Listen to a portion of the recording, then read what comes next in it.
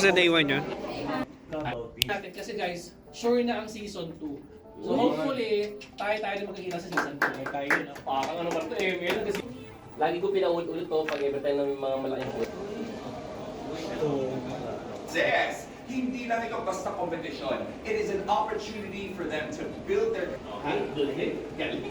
Marami tayong training, challenges, a lot of opportunities. Paano makipag-engage sa audience and most importantly, how to...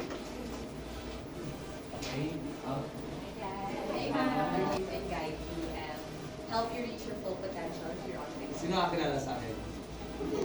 Louis J, also known as Daddy And Lou. remember to always give your best for the One, action! At ito na kasama natin ngayon ang ating unang captain. Scratch talaga, hindi dahil artista.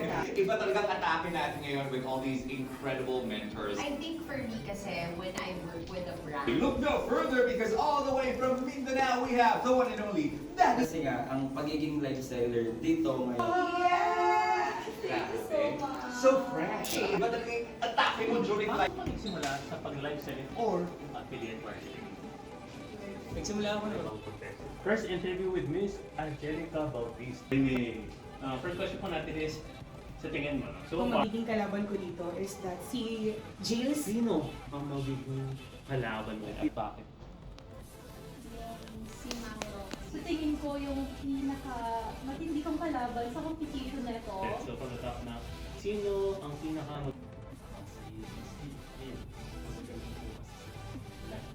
Kasi magaling talaga siya as creator at saka yan, yung mga natutunan.